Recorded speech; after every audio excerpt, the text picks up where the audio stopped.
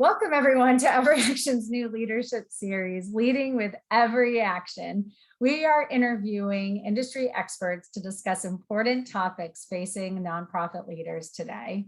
If you missed our first series focused on equitable and inclusive leadership, please be sure to check it out on our YouTube channel. I'm Jamie Muller. My pronouns are she, her, and I'm the Senior Director of Partnerships at Every Action. I'm lucky enough to work with agencies, consultants, and other technology providers who support the nonprofit industry's needs. I'm also a former nonprofit leader myself, and so the topics that we're covering are very near and dear to my heart, and I know that they're just as important to our guests as well. Today, we're going to be talking about what nonprofit leaders need to do to be sure that they're rejuvenating themselves, sustaining themselves personally and professionally, and modeling wellness in the new year and beyond for their staff and their families. To discuss this interesting topic today, I'd like to introduce Lola Elfman, founder and CEO of DevelopWell. She's a certified leadership coach and master facilitator who believes that everyone is a leader, not just those people that sit in the C-suite. And also with us today is Sonali Arurkar, and she's the founder and executive coach of Inspired Leader Coaching. She is an executive and leadership coach with over 20 years of experience managing teams and building organizations in the social enterprise and the nonprofit sectors. So welcome, Lola and Sonali.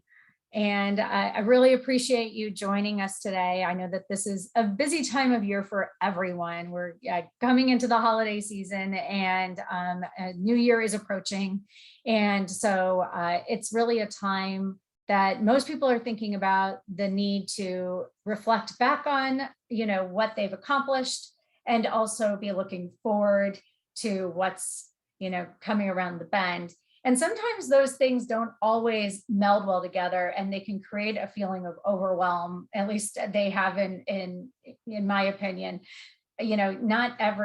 We kind of look at the past and sometimes are disappointed with what's happened, or we haven't met expectations, or we haven't met our goals for this year. And yet we look forward and come up with these big aspiring goals and plans and expectations for the new year. And it's like, how do these two things actually merge together in ways that make sense and don't, set us up for failure?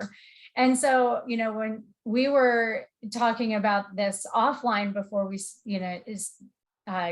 came to talk about it today, Lola and Sonali, you had some really great insights on how leaders should be approaching their time of reflection and getting ready for a new season in their leadership journey, as well as a new season for their organization. And so we're talking about this towards the end of the year. However, I know that this is a topic that leaders really need to keep top of mind throughout the year at many different milestones across their organization and their leadership journey. So I'd like to start out with this first question that I think will level set where leaders probably are and get everyone on the same page.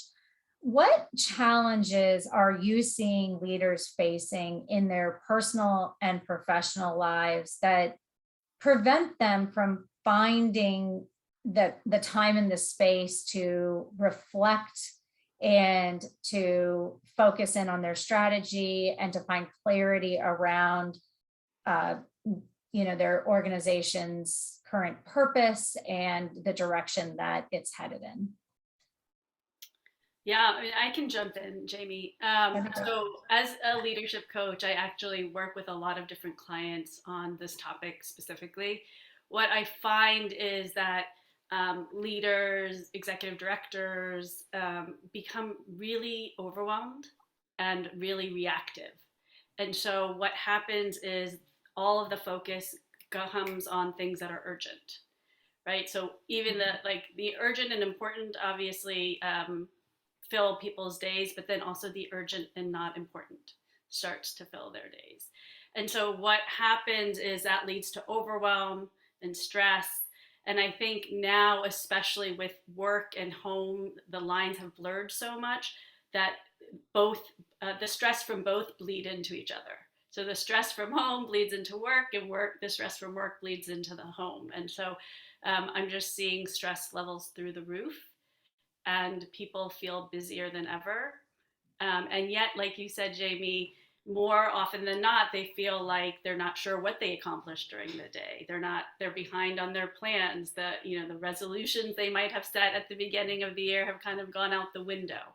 And so it's really important I work with leaders. I know Lola works with leaders to kind of level set and be more intentional and refocus.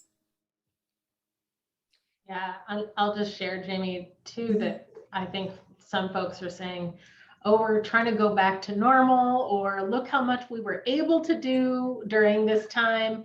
Let's keep up that pace next year. And actually, people really just can't maintain that. It's not a reasonable pace. And part of that is leaders are trying to also protect their staff and their employees and their teams, and sometimes forget to protect themselves. And I think that was one of the great parts of our talks of why to focus on leaders at the highest levels and what they need to do to make sure they're taking care of themselves so they can take care of their teams, the rest of their staff, and their own families and friends. And that's really key and important right now. It so much is, actually, I'll just share. I just recently had my physical because I'm turning 40, and so it was a big one. But we were talking about mental health, and she was saying that it could be up to 4 months before a therapist is seen. You can get in with a therapist, and so just thinking about that it was very different at the beginning of, we can bring it back. This isn't about the pandemic per se, but very different at the beginning of the pandemic. We gave ourselves a lot more grace at that point. We gave ourselves a lot more exceptions. And now that we've had to come up with a new normal, we've had to keep moving. But at the same time, that doesn't, Sonali, to your point, that doesn't get rid of the fact that we still have these blurred lines, these blurred boundaries, these new challenges that we're all facing, and all these curveballs to our current situation that we're experiencing all together as human beings on this earth. And so now we're facing, I think, even more burnout, yet we're all expected to kind of pick up our bootstraps and move on, at the same time. And it's a really hard situation, and it's definitely a new situation than what we were experiencing even a year ago, when we were all like, wow, this was kind of like a lost year. There's no more lost years. We got to keep going. We got to move. So yeah, I hear you. And the need to put on your oxygen mask and also set realistic expectations for yourself, and then have that trickle down to your staff who's going through the same thing, is so important. So Lola, as we're kind of thinking about that and, resetting ourselves with that mindset that things aren't normal still, right? And that, we do have to kind of face reality with where we are today. As people are thinking about moving into a new season of their journey in a new year. And I think we also mentioned that, this isn't something that's just for a new year, but just at any point in your, as you're kind of looking and reflecting and figuring out what you're going to do next. What are your thoughts on how leaders should use that time when they are at that moment where they have to say, okay, what's next? What do you recommend that they do? Absolutely. And yeah, we're coming up right now when we're recording this, right at the end of 2021. But really, what I see in a lot of the folks that I coach and work with is folks just have a hard time pausing and appreciating what they've been able to accomplish and actually prioritize, like Sonali was saying, what are the right things to do, instead of get just super overwhelmed and then get burned out. And so one of the things that we like to do is to help people slow down and just assess what actually needs our attention right now. So I'm going to share my screen really fast because I have a cool tool that we like to use, and I think will be really helpful for a lot of the leaders who are here. Can you see it okay? Yeah. Okay, great. So this is a tool that was adapted from the coach program, the certification that both Sonali and I went through, which is coactive leadership training. And this is adapted from it. They call it the Wheel of Life, and you can make a wheel for anything. And the reason that we really like this one, and this is really focused on personal individual, is that it's looking at many of the slices of your life, right? Your career and your personal growth, your finances, what I like to call my life admin, like, do I have all my things set up, my will, my paperwork, my life insurance, all that very grown up stuff, right? Our recreation and our hobbies, like, oh, what are hobbies? Do we do things like that? But it's like, are you knitting? Are you playing tennis? Do you have a card game you play? Whatever, your video games, that stuff counts. Our friends and family, our relationships, I know that has been really critical for people in these last 2 years, but really thinking about, okay, where are they now? How do I feel about them? As well as our significant others, our like core relationships, our romantic relationships. There's an other here because you may have something else. One that I know that people often forget about or don't consider in sort of the whole pie of their lives here, the wheel of their lives, is the physical environment. And wow, has that been a challenge in the last 2 years of like, oh, ran a business out of my 6-year-old's bedroom until it was safe for me to get, an office out of the house again. And that really impacted me. That impacted my business. That it was really hard. And I feel much better now that I can leave the house. But before, it was like, what's your commute look like? What is your office space? Do you have a space in the house? All those things are really key.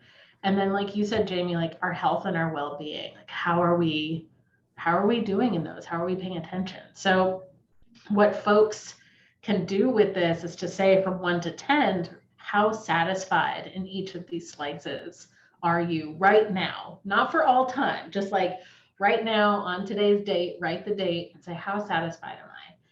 And not what would it take for me to go from, say, I'm a 4 in my feeling of my recreation and hobbies, not to go from a 4 to a 10, but really what does it take to go from a 4 to a 5? What is the one step that I can take? Because we don't want you to be overwhelmed by, oh my gosh, I have to be at a 10 on all of these things. That's actually not the case. That's not what we're saying, but more that there are things we can do. And there might be some of our areas where I say, I've been really focusing on updating my credit score and my finances for the last year. So I feel like I'm at an 8 there, and I'm going to just maintain that. And that's not going to need and require as much mental energy. But actually on my list is, I really do need to make a dentist appointment because I haven't gone in 2 years, right? And so we can see for right now, for this next month, here's where I'm going to focus. Right? Or for the next quarter, right? The next 3 months. And then I can check in and appreciate what I've done and the progress I've made and reevaluate and say, okay, what other area of my life needs time? And maybe they're connected. Maybe reconnecting with a friend means I'm going for a walk more and I'm working on 2 slices. That's awesome. So I don't know, Sonali, I'm curious how you've worked with people on this. I think I mentioned to you, like someone bought themselves a new desk and like got a sale on a Herman Miller chair for their home office. And it was like, yes, this was like one of the big things that they did. But, Yeah.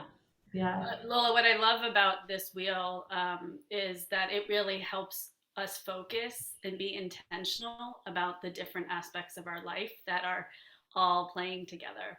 And so, one of the things that we also talk about in the wheel is that when one of those slices is really a lot lower in satisfaction levels than the other, the idea is like if you imagine a wheel going round, when it hits that one slice, there's like a divot, it's like a bump.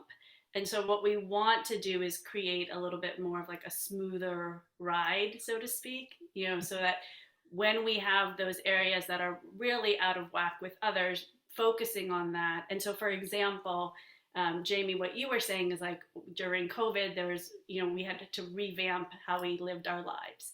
And it meant that a lot of our social engagements and outlets for fun were shut down.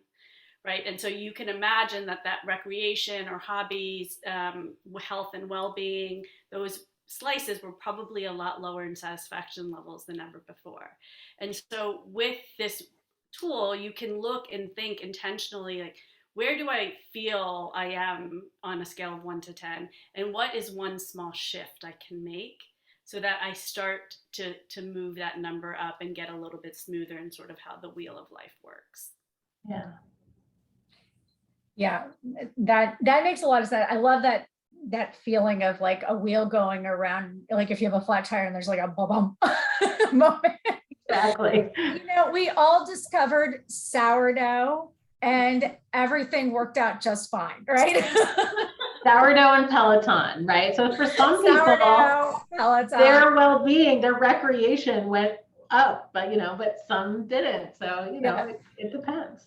Right, exactly. And with social, we have TikTok. So all is good. Get it where you can. No, seriously, this is wonderful. And what really struck me with this is that the focus isn't on an external metric, right? What you said is your satisfaction level. Yeah. Well, and Lola, you were talking about all these lovely adulting things like wills and, finance, getting your finances in order, but maybe you just were able to create a budget and that's your 10 right now. And that's great. Or maybe you just started a nonprofit, or, you're just in your first year as an executive director of a nonprofit. Well, your satisfaction might be a 10 somewhere. And then in a year, you might have it down at a 5 because your expectations are different, but what I think what I'm hearing from you all is this is your perception of satisfaction. This isn't an external perception of satisfaction. And I think that's really important, that we're always focused on, we should be doing this, or we should be doing that, or my board says we should be here or there or whatever. But maybe you're just happy that you have an office in a Herman Miller chair, and that's your 10. Yeah. That's right. Sorry. No, you go ahead. I think that satisfaction and it being for ourselves is so key, right? Mm-hmm. It's about establishing and creating habits.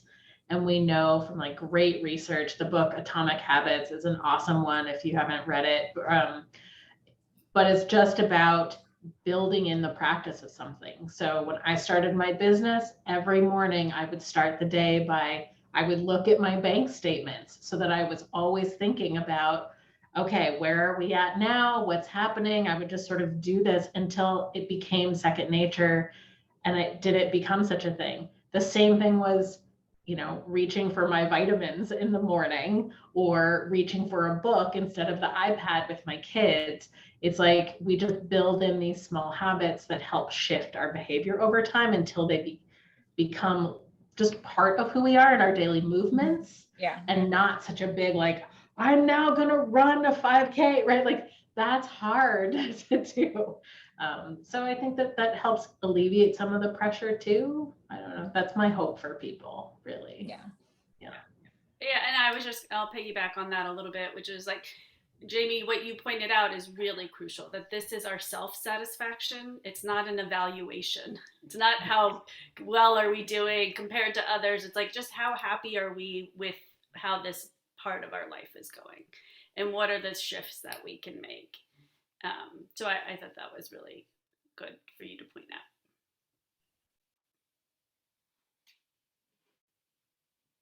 Fully oxygenated, it doesn't matter what anyone else nobody else can tell you if you're fully oxygenated or not. Well, I guess the doctors can, but in general, if you're at 100%, and your 100% is different than anybody else's 100%. So what gets you closer to 100% in your mind? And also, I really appreciate the fact that you talked about moving 1 point, not 5 points in any direction, which is so critically important, as well as taking that, what is that one thing that you can do that's going to take you from a 4 to a 5? That makes it so much more achievable as well. So let's talk about, we're talking about personal. And that's so important because, again, if you're not feeling oxygenated, if your tires bum every 5 seconds, you're not going to get very far, right? So you need to concentrate on you. You need to do this for yourself. This wheel can help you do this. But we're also talking, but then we have these leaders that are also responsible for a lot of people. And there's also a lot of things going on with their organizations too, and their satisfaction around that vitality and how well they're thriving as a nonprofit and as a mission. So can you all talk to me a little bit about how does this all translate to professional lives and working with your teams? Yeah, I mean, so I can bring a couple examples to the table. The first example will be myself. I used to manage teams, and I just found that I was giving everything to my team. And then I came home and I gave everything to my family, and literally I had nothing left.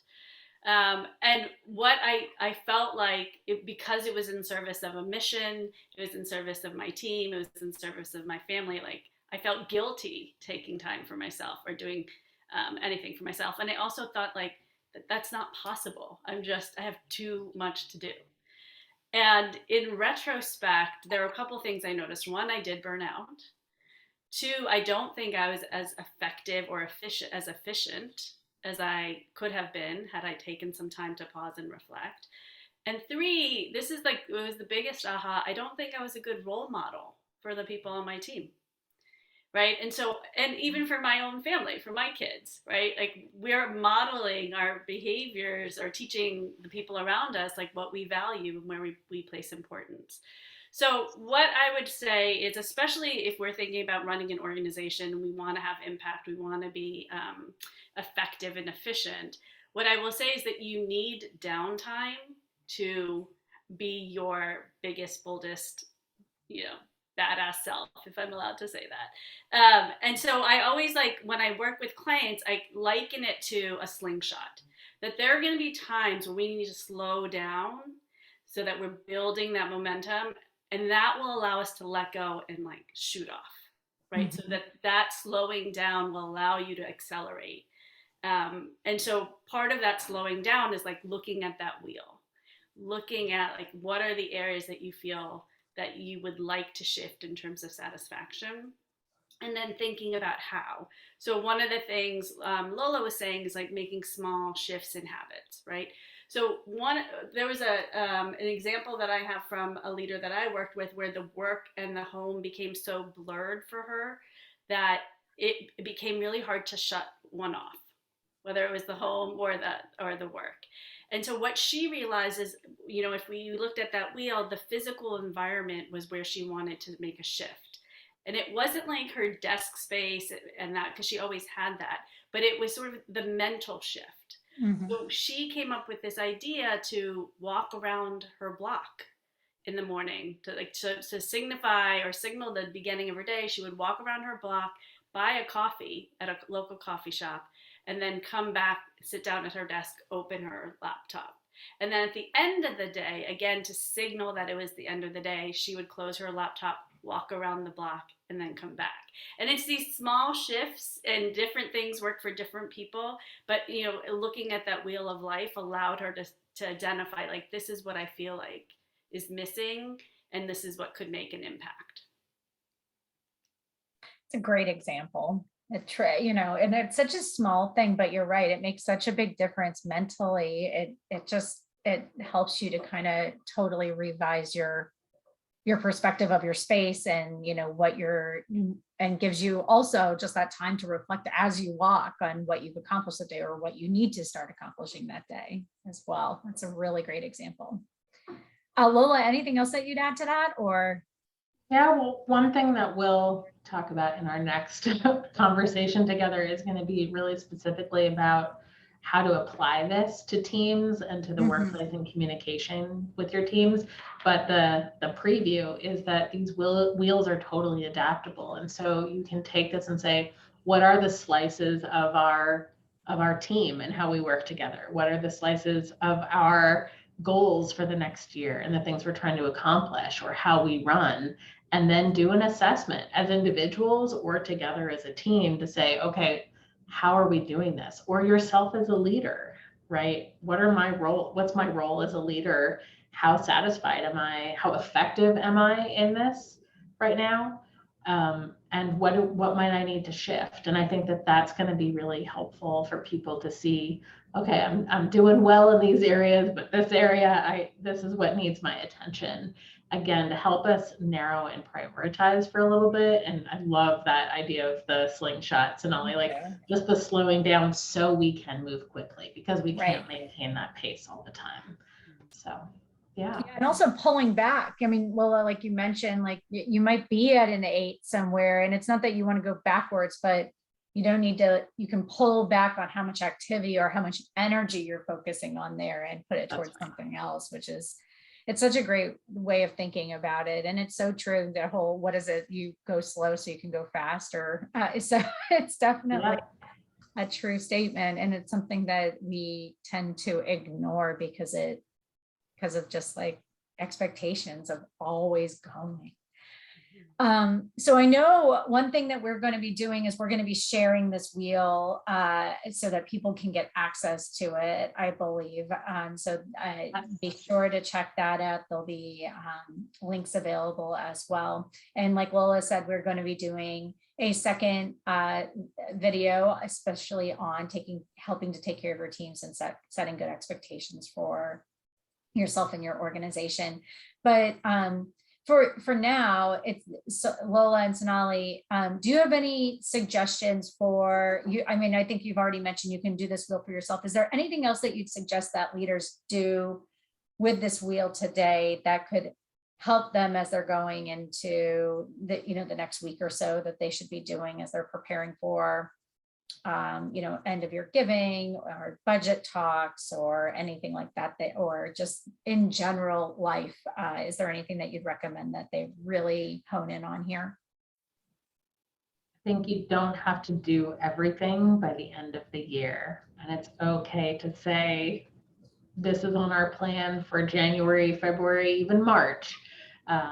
And say, here are the things that are most important to end this year successfully. And that can be for yourself, for your team, for your organization, but it's okay to say, not everything has to get done this year. That has to be okay.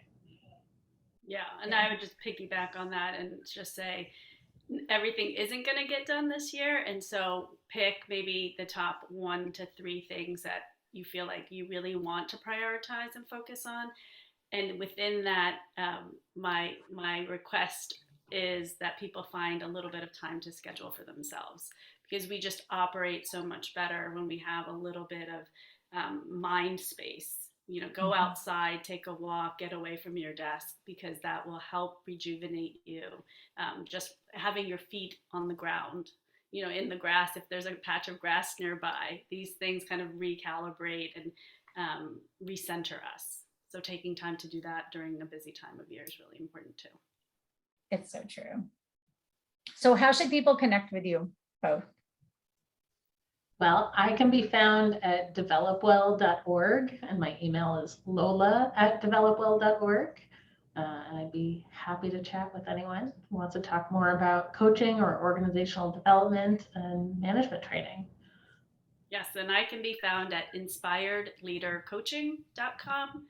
My email address is sonali@inspiredleadercoaching.com. And I too would love to speak with leaders and executive directors on coaching and working on some of these specific areas of places that people want to make some shifts.